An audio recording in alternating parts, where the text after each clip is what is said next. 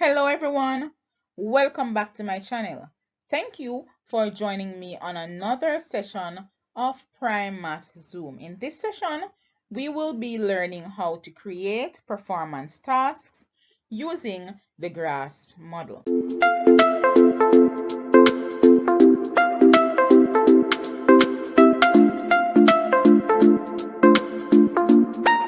I know that at this point in the school year, we will be preparing our students, or some of our students rather, to complete performance tasks, and we often say that we don't have enough performance tasks. So with this session, we're going to learn how to create our own in our own context for our students to do. So let's dive right in. First, we must know what are performance tasks. So performance tasks are kinds of assessments that directly measure a student's performance through real-life tasks or products. They use real-world applications in which students are asked to be active participants in performing, creating, or producing something. So performance tasks are usually applicable in real-world situations. So it could be an example where a student or a farmer, so we could give them the role of a farmer, and they are to separate or divide their vegetable garden so they can plant cabbage in one patch, they can plant some carrots here, they can plant some sorrel here, and so on. So performance tasks are similar to those where students are active participants. We're going to use the GRASP model to create a performance task. And this GRASP model has different aspects to it. So first we have the goal, we have the role, we have the audience, we have the situation, we have the product or performance, and we have the standards and criteria for success. So if you realize these terms here, or the different aspects, would spell the acronym GRASPS. So it's GRASPS. So some common terms that we can use when you're writing the goal are your task is to, and you can write some things what the task is, or the goal is to, or the problem or challenge is, or the obstacle or obstacles is to overcome, and so on. So an example of this could be where your task is to create more cost-effective packages for a candle making company. So that could be your goal. For the role, it could be where you can start it, say you are, your job is, you have been asked to.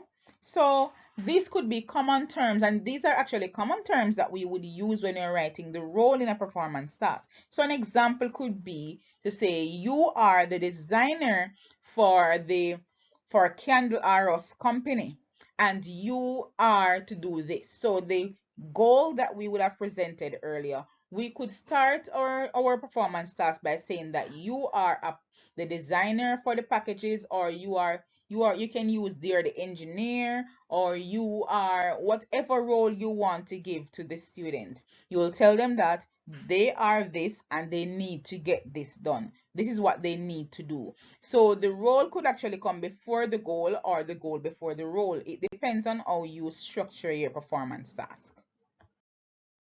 Another aspect of the GRASP model is the audience. And we can start it by saying your client is, or your target audience is, or you need to convince.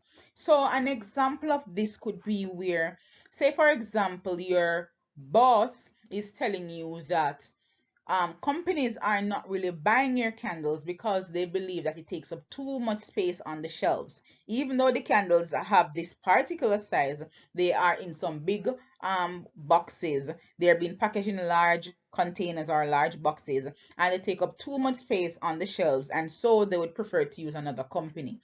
So in a case like this, you're trying to present a new design of the packaging to your boss, to the CEO of your company. So it could be you need to convince your CEO that this package is best to package the candle. This is your new package and so on. So you're going to talk about this in regards to you're pitching your idea to your audience. And that is what this aspect is really about.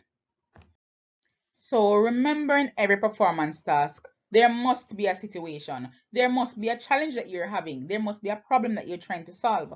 And so the problem here could start with these common phrases to say the context you find yourself in is, or the challenge involves dealing with. So to add to our example, our situation could be where the containers, the boxes, the packaging of the candles were too large, and so the other companies who would buy it and shelve it so that people can come in and buy, they no longer want to use your candles because they think it take up too much space on the shelf and the candles are not that big anyway.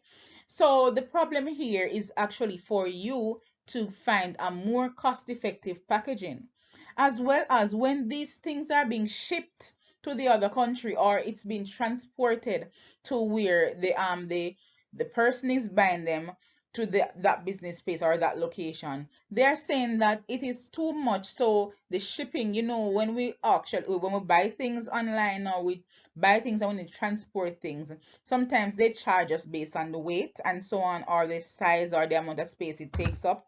So that also is a problem, and you could put it here.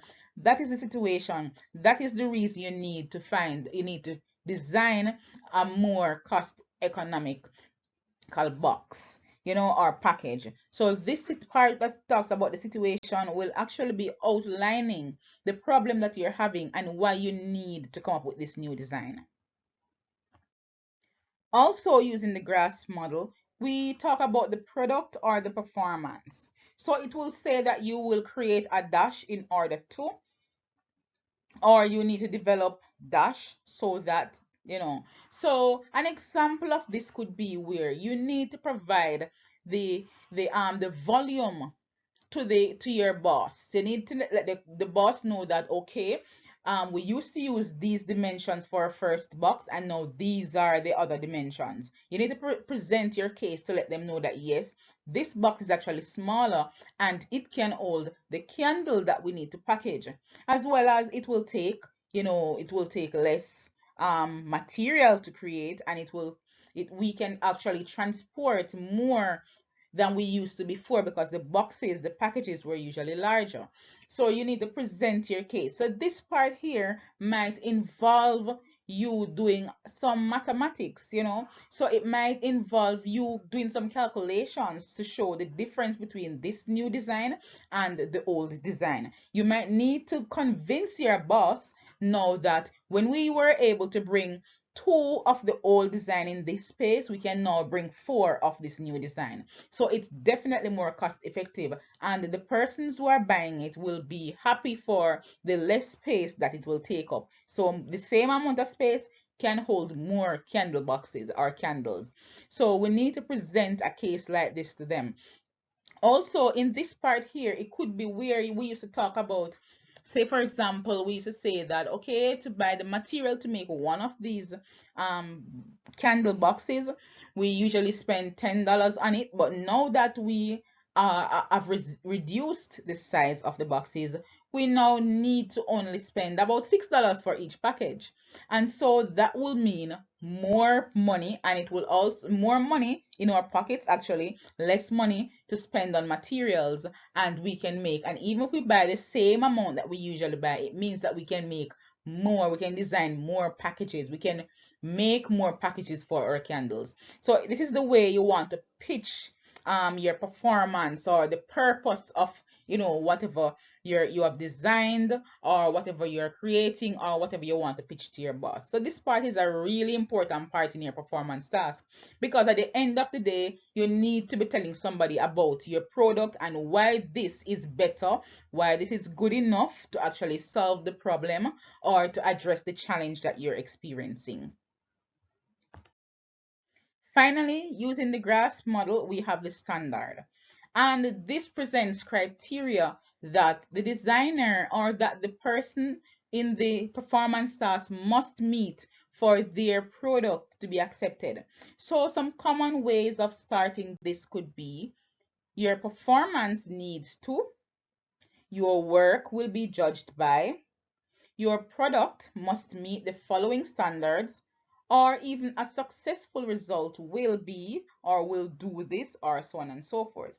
So an example here, and I would have been talking about the kind of standard that we're referring to here. And even though we're using the GRASP model and we have the GRASPS, these different parts can come at any point, a point in your performance task. So we could have an example here to say that your design must match these particular criteria. That means the candle might be 10 centimeters tall, and the space, the length or the height or the length or the height of the box must not exceed 11 centimeters, or it could be that the space around the candle must not exceed, say, 6 centimeters. That means if you're putting some foam at the bottom or at the top foam could be 3 centimeter, the bottom foam could be 3 centimeter, because you are saying now that you want the length of the box should be X amount. Or maybe a standard could be where the box cannot be a cube, the box must be a cuboid. And in a case like this, it means that you will not have the same dimensions for all the edges, and the faces won't have the same area. So you would need to have certain kind of standards, and these standards here would now ask or require your students to now ensure that their calculations match these standards here. It could also be where they were being packaging in a larger box. So you have a box that normally hold 4 candles with the original design, but now you want that box to hold 9. So the box might be a cube, could be a cuboid as well, depending on the height and so on. So you now want more candles or more packages of candles to hold in the same size box that usually hold 4. So now the students will now have to calculate what the dimensions are, what the volume um for this box is, and also what dimensions must the new design, the candles, the design for the new candles or candle holders or candle boxes, they have to think about what dimensions these must be so they can hold in this box. Is it possible for 9 of these new designs, the boxes for these designs to hold in the same box that usually holds 4? If it is possible, what dimension must the new design, the new boxes be? So these are some sort of standard that you want to judge. If only way the CEO will accept your product or accept what you would have created and presented to him, it's if it meets these requirements. So those are the things that they're going to look at to judge, to say, okay, this new design meet what we want. It is more cost effective.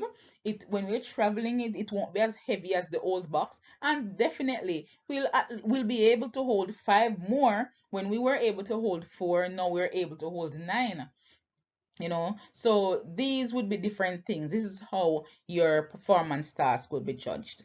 So what I want you to do is I want you to go right ahead and start preparing your performance tasks. I know that the performance task aspect of the PEP is coming up, and us teachers, we are definitely always saying that we want more performance tasks. So this is your chance to go ahead and create your own performance task. And don't forget to like, share, and subscribe. And also, what you can do for me is you could leave me a copy of your performance task down below in the comment section so I can tell you how I found it when I use it with my students. All right, so thank you for joining in. Bye-bye.